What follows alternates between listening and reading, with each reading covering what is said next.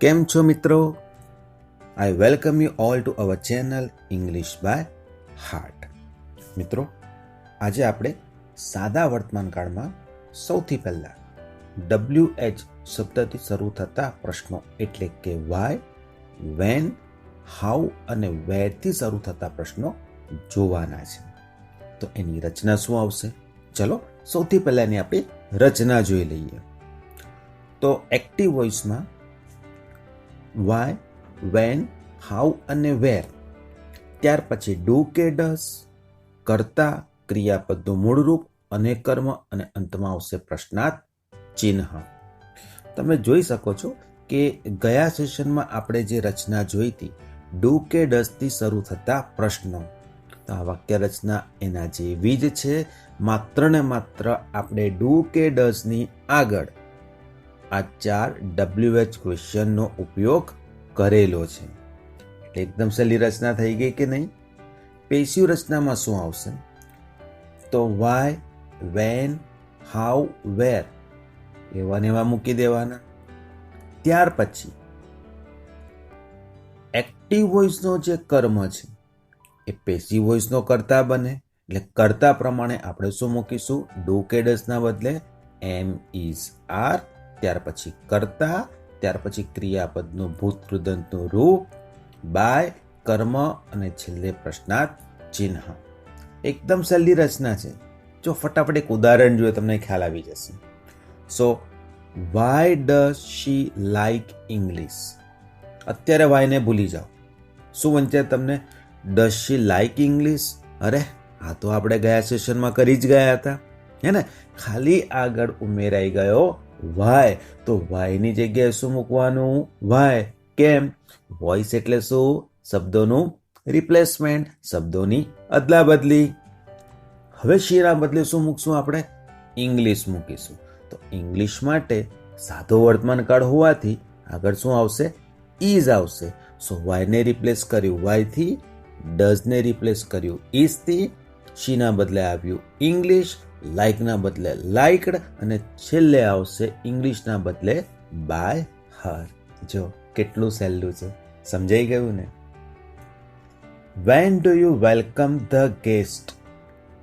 વેનને replace કરીશું when થી. હવે કર્તા યુ છે અને કર્મ ધ ગેસ્ટ છે, તો યુને રિપ્લેસ કરીશું સૌથી પહેલા ધ ગેસ્ટ થી. તો એના માટે શું આવશે? બહુવચન હોવાથી આર આવશે. વેલકમનું વેલકમ્ડ અને અંતમાં આવશે બાય યુ. એટલે ફાઇનલ આન્સર તમારો શું થશે? When are the guest welcomed by you? Where do I teach my sister? So વેરને રિપ્લેસ કરીશું વેર થી, કરતા છે આઈ અને રિપ્લેસ કરી આપણે માય સિસ્ટર થી, સો એના માટે આવશે ઇઝ. સો વેરને રિપ્લેસ કર્યું વેર, ડુ ના બદલે ઇઝ, આઈના જગ્યાએ માય સિસ્ટર, ટીચ નું ટોટ અને અંતમાં આવશે બાય મી અને છેલ્લે પ્રશ્ન ચિહ્ન મૂકવાનું ભૂલાય નહીં. Why does Ramesh agree with Rani? વાયને રિપ્લેસ કરે વાય થી, રમેશના બદલે રાણી, એના માટે આવશે is agreed with by Ramesh. કેટલું સરળતાથી જવાય છે વિદ્યાર્થીઓ, કઈ જ ગોખવાની જરૂર નથી. How do they look after their children? હાઉને રિપ્લેસ કરીએ હાઉ થી, ધેની જગ્યાએ આવશે ધેટ ચિલ્ડ્રન, ધેટ ચિલ્ડ્રન માટે આગળ આવશે are, then looked after by them. સમજાય છે ને? Why don't you write answers? So વાયને રિપ્લેસ કરીએ વાય થી. હવે યુ કરતા છે, એની જગ્યાએ શું મૂકીશું? આન્સર્સ. સો આન્સર્સ બહુવચન છે અને વળી વાક્ય નકાર છે, એટલે શું આવશે? આરન્ટ. રાઇટ ને જગ્યાએ આવશે રિટર્ન અને બાય યુ. મેં તમને ગયા સેશનમાં પણ સમજાવ્યું હતું, ઇંગ્લિશ લખીને જ મોઢે કરવું પડશે. તમે જો લખશો તો જ તમને સરળતાથી લાંબા સમય સુધી યાદ રાખી શકશો. સમજાય છે મિત્રો? ઓકે, ચલો આગળનું વાક્ય જોઈએ. When does Hetal watch TV? So વેનને રિપ્લેસ કરીએ વેન થી, હેતલના જગ્યાએ શું આવશે? અ ટીવી, એના માટે આવશે ઇઝ, વોચનું વોચડ અને બાય હેતલ પ્રશ્નાર્થ ચિહ્ન. આગળનું વાક્ય, where does he keep his laptop?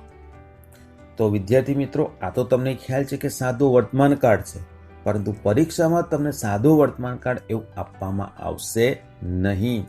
તો પરીક્ષામાં જ્યારે પણ તમે એક્ટિવ વોઇસમાંથી પેસિવ વોઇસમાં રૂપાંતર કરો તો નિયમ પ્રમાણે સૌથી પહેલાં તો તમને આપેલા વાક્યના કાળને ઓળખવો પડે.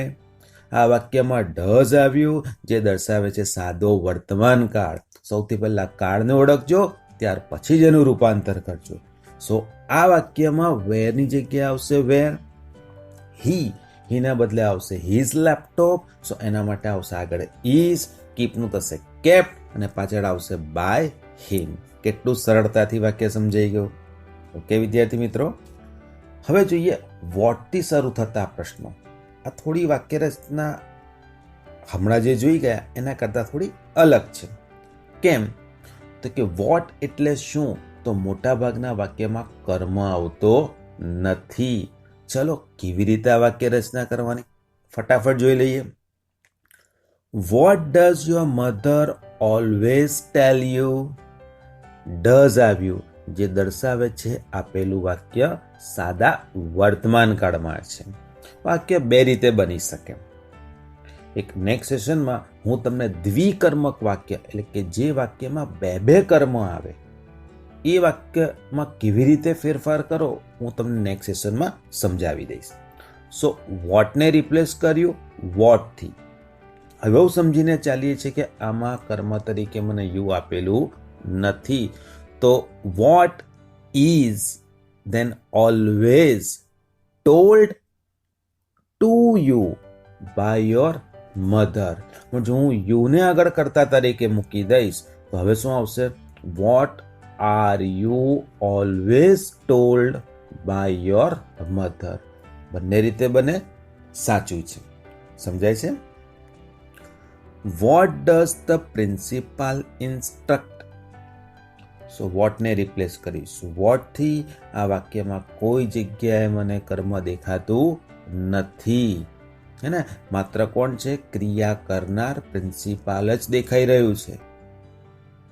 તેથી જ્યારે આવા વાક્યોનું તમે એક્ટિવમાંથી પેસિવમાં કરો ત્યારે શું કરવાનું? વોટ પછી સાદો વર્તમાન કાળ હોવાથી ઇઝ મૂકી દેવાનું.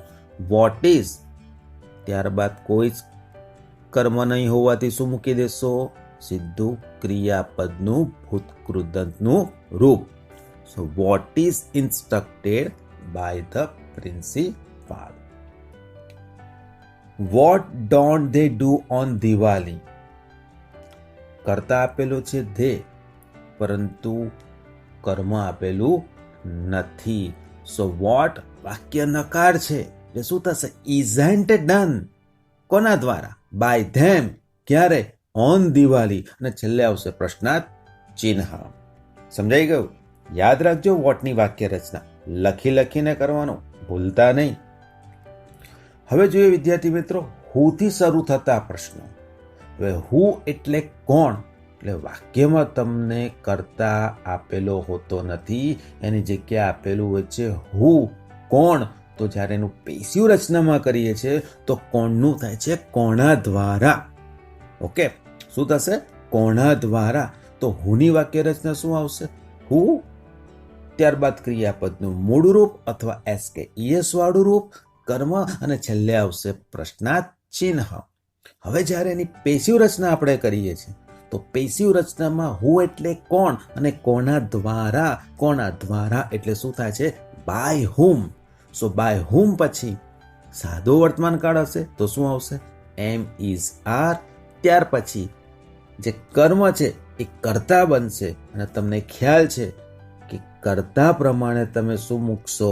એમ ઇઝ આર. ત્યાર પછી ક્રિયાપદનું ભૂતકૃદંતનું રૂપ અને છેલ્લે પ્રશ્નાર્થ ચિહ્ન મૂકવાનું ભૂલાય નહીં. સો હુ લાઇક્સ ઇંગ્લિશ? હુનું શું કરીએ છીએ? બાય હુમ.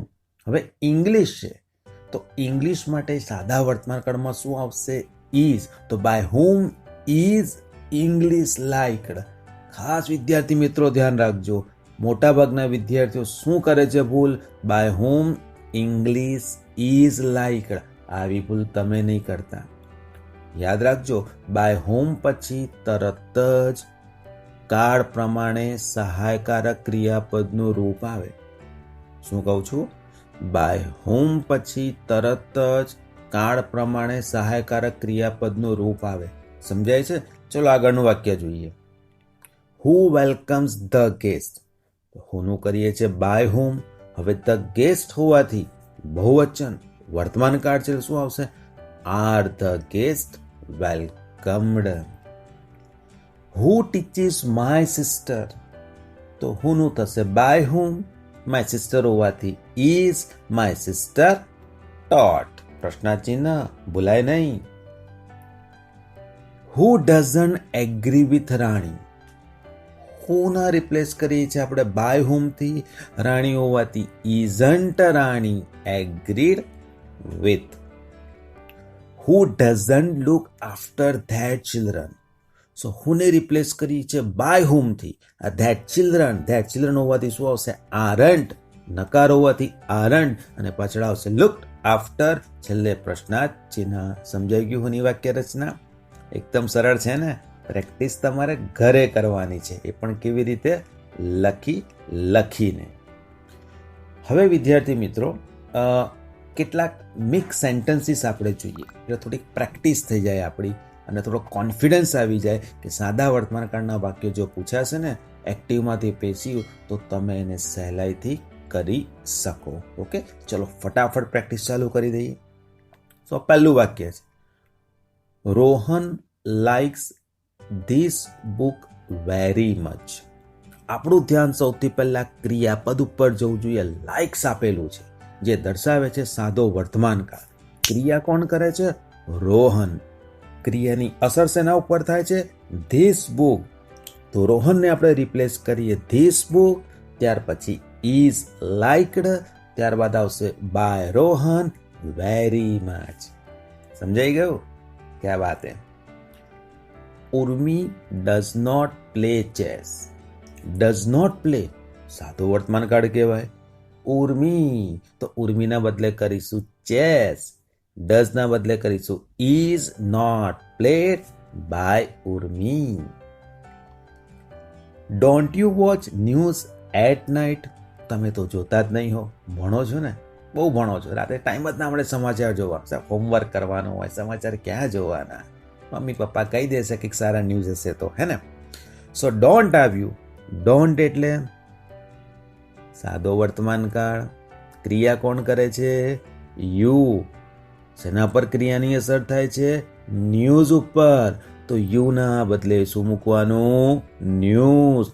ન્યૂઝને બહુવચન ના લેતા. ફરી વખત કહું છું, ન્યૂઝને બહુવચનમાં લેવાનું નથી, એટલે નકાર હોવાથી ઇઝન્ટ આવે. સો ડોન્ટ ના બદલે મૂક્યું ઇઝન્ટ.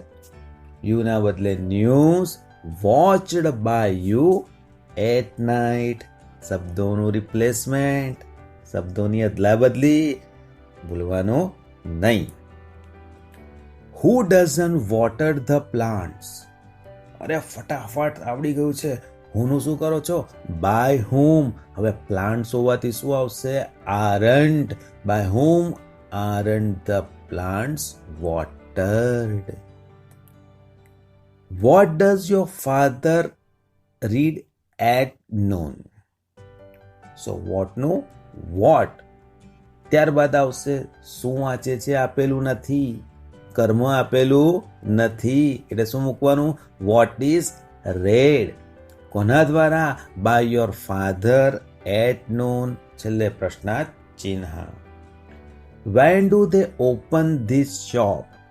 સો વેનને રિપ્લેસ કરીશું વેન થી. ધીની જગ્યા આવશે ધીસ શોપ. એના માટે આગળ આવે ઇઝ. ઓપનનું ઓપન અને પાછળ આવશે બાય ધેમ.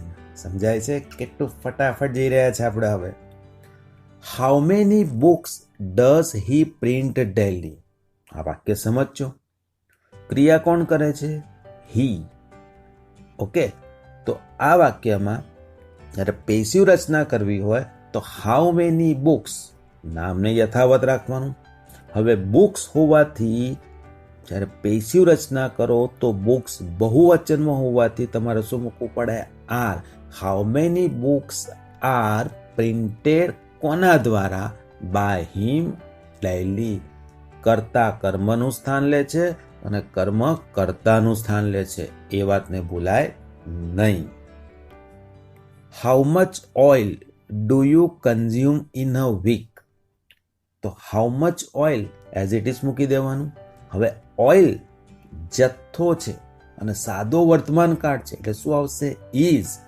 કન્ઝ્યુમ્ડ કોના દ્વારા? By you in a week. અને છેલ્લે આવશે પ્રશ્નાર્થ ચિહ્ન. સો મિત્રો, આ 8 વાક્યો પણ તમને ખૂબ સરળતાથી સમજાઈ ગયા હશે, પણ તમને નોટમાં લખીને પ્રેક્ટિસ કરવી પડશે. સો મને આશા છે તમને આ સેશન પણ સરસ રીતે સમજાઈ ગયું હશે. હવે નેક્સ્ટ પાર્ટમાં આપણે સાદા ભૂતકાળથી શરૂઆત કરીશું. જોતા રહેજો, સાથે રહેજો, ભણતા રહેજો. Thank you.